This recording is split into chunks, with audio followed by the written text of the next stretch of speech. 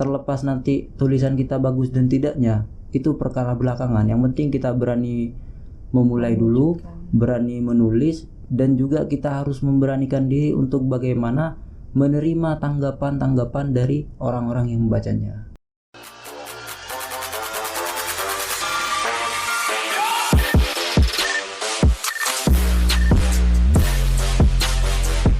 Terlepas dari itu saya intinya baca buku apapun. Bosan buku yang satunya, saya ganti buku satunya. Intinya gitu. Pola saya selama 1 minggu itu kok saya merasa nggak enak gitu ya Bu. Nggak fresh gitu. Kepikiran juga, saya kepikiran kayaknya saya harus cepat-cepat keluar dari tempat ini gitu. Jadi nggak enak. Langsung saya bersama teman saya itu satu kontrakan. Nah semenjak itu saya membangun konstruk ini, melanjutkan konstruk yang di awal. Dari semester 3 kan sudah berbicara kan masalah nanti kita harus buat karya dan lain sebagainya.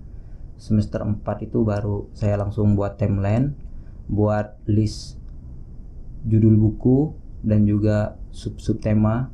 Banyak sebenarnya judul bukunya Bu, dan juga sub temanya sudah sangat banyak juga. Tapi telah melakukan kesepakatan, ternyata yang disepakati dengan judul Hukum dalam Dimensi Pancasila.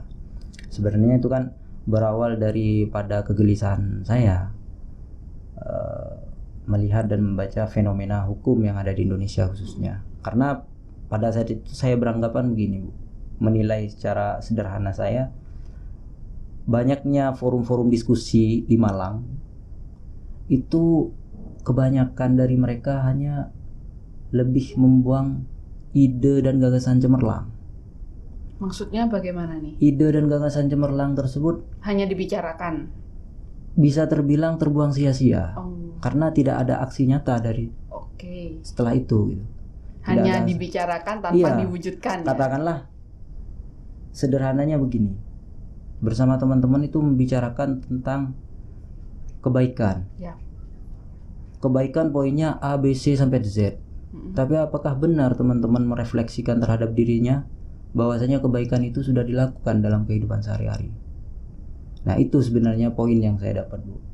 Banyak teman-teman yang juga gagasannya bagus-bagus, dan juga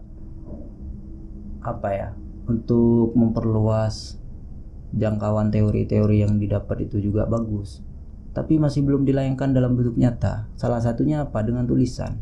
Dan saya bersama teman saya Mas Ukuran tuh memberanikan diri, ayo Mas nulis dah Mas gitu. Terlepas nanti tulisan kita bagus dan tidaknya, itu perkara belakangan. Yang penting kita berani memulai dulu, berani menulis, dan juga kita harus memberanikan diri untuk bagaimana menerima tanggapan-tanggapan dari orang-orang yang membacanya. Gitu. Kan salah satu tujuannya itu kan ini Bu, untuk mengajak para pembaca untuk berpikir secara progresif dan visioner menanggapi fenomena hukum yang ada di Indonesia khususnya. Begitu. Pada intinya ya berawal dari kegelisahan dan atas dasar keberanian itu tadi. Kalau nggak berani ya apa yang kita inginkan kan pasti akan hilang gitu. Keberanian kalau nggak segera dia realisasikan. Berarti ini hukum dalam dimensi Pancasila, berarti aplikasi hukum dalam kehidupan sehari-hari yang sesuai dengan Pancasila, seperti itu? Ya bisa seperti itu Bu. Karena kenapa judul itu Hukum dalam Dimensi Pancasila? Kan sudah jelas Bu, tertuang di dalam konstitusi pasal 1 ayat 3 itu negara Indonesia adalah negara hukum. Nah, maka daripada itu adanya hukum itu kan membatasi hak dan kewajiban setiap warga negaranya agar tidak bertindak sewenang-wenang. Ya, betul. Cuman karena Pancasila itu sebagai dasar falsafah berdirinya bangsa, bahkan diyakini oleh setiap kalangan bahwa Pancasila dijadikan sebagai ideologi. Memang hal tersebut sangat benar, karena dari adanya hukum yang mau diterapkan itu kan harus mengambil nilai-nilai yang terkandung dalam Pancasila, baik itu nilai ketuhanan, nilai persatuan, nilai kemanusiaan, nilai kemasyarakatan, dan nilai keadilan itu. Nah, hal tersebut memang harus direalisasikan dalam hukum. Sekalipun pembuatan hukum itu kan kalau di Indonesia memang sudah ada pihak yang berwajib begitu kan. Cuman untuk bagaimana hukum itu dibuat, paling tidak yang menjawab kebutuhan masyarakat. Intinya kan begitu, Bu. Karena dengan adanya hukum kan agar masyarakatnya itu adil, tentram, sejahtera, agar kesetaraannya itu bisa didapatkan. Soalnya tanpa adanya hukum kan pemerintahan itu menjalankan rotasi keorganisasian negara tidak akan maksimal pastinya kalau tidak dibarengi dengan hukum. Begitu. Oke. Sekarang nih, adakah cita-cita yang masih ingin dikejar sama Mas Yakin? Kalau cita-cita yang masih dikejar banyak banget, Bu. Karena kalau cita-cita kan kita katakanlah berangan-angan pada hal yang besar, tapi kita ya harus berjuang juga untuk bagaimana mewujudkannya. Salah satunya ya dalam jangka pendek saya harus segera menyelesaikan kuliah saya, dan setelah itu saya harus melanjutkan pendidikan saya. Mau lanjut S2 nih? Iya. Rencana mau di mana? Kalau rencana plan A-nya itu masih di Jogja. Di Jogja. Okay.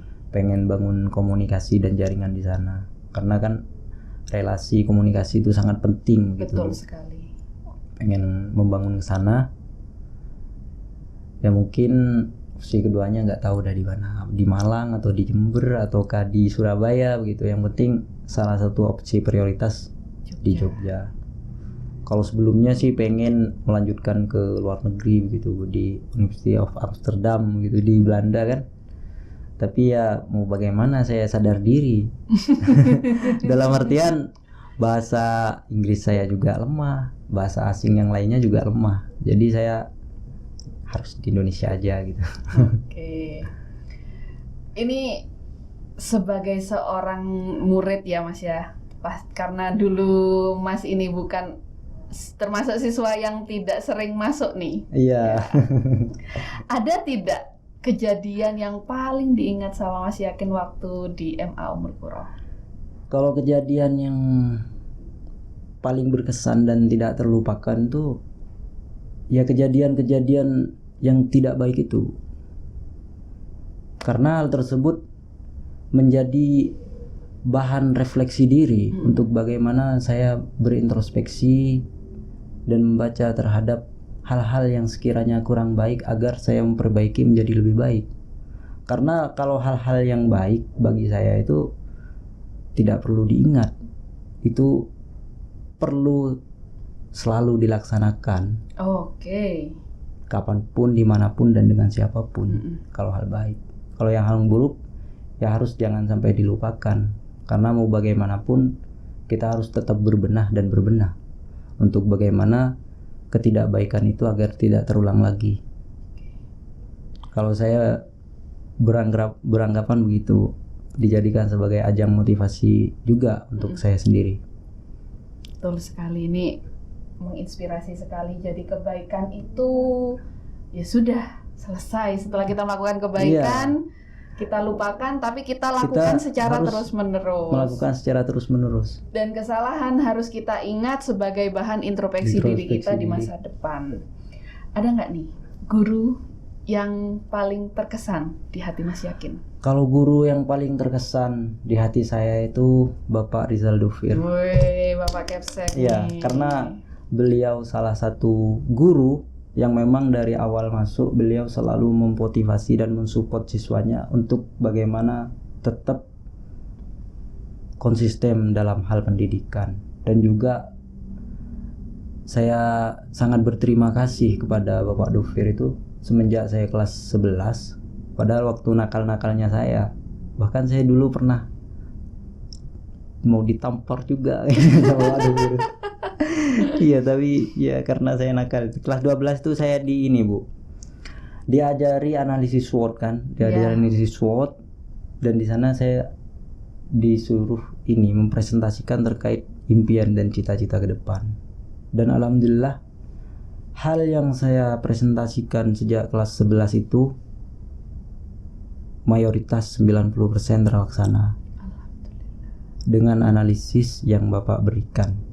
Dan alhamdulillahnya juga ketika saya masuk kuliah, analisis itu sangat berpengaruh dalam kehidupan saya, baik menjadi mahasiswa maupun menjadi anggota organisasi. Itu banyak jasanya Pak Dufir. Saya harus membalas dengan apa, saya nggak tahu ini. Sepertinya datang ke sini nih termasuk salah satu caranya Mas Yakin membalas kebaikannya Pak Dufir ini. Ya mungkin gitu, karena sebenarnya saya kan dikabari Bu L itu tempo hari gitu, ditanyain Mas Yakin ada di Kalibaru atau di mana gitu. Ya kebetulan pulang gitu. Apakah bisa ngisi kelas inspiratif tanggal 15 sama 16? Langsung saya bilang, apakah nggak bisa di schedule lagi Bu gitu. Tanggal 15 saya mau dampingin adik mau tes UMPTKIN. Tanggal 16-nya saya rencana mau ke Malang karena tanggal 17 sampai 18 ada acara begitu. Ya Mas, saya diskusikan lagi sama guru-guru. Ternyata opsinya hanya itu aja. Ya. Jadi mau nggak mau ya udah Bu, siap fix tanggal 16. Tapi kalau bisa sampai duhur selesai Bu gitu. Karena habis itu saya langsung ke Malang biar gak malam-malam gitu. Mau naik apa nih nanti? Motoran Bu. Wah, motor. Berapa jam sekarang nih? Kalibaru 6 jam 7 jam dah santai itu. Iya. Sering bolak-balik udah biasa kan. Yang pulang minggu kemarin seminggu di rumah. Saya juga alumni motoran Kalibaru. Iya. Tapi saya di belakang dibonceng. Oke. Terakhir nih, ditip dong wejangan dan motivasi untuk adik-adik di MA Ummul Qura. Silakan. Untuk adik-adik sekalian, calon penerus bangsa dan calon pemimpin, jangan pernah patah semangat dan jangan pernah takut untuk memulai. Karena kalau kita punya keberanian dan keberanian itu tidak segera kita realisasikan, maka apa yang kita inginkan itu akan hilang.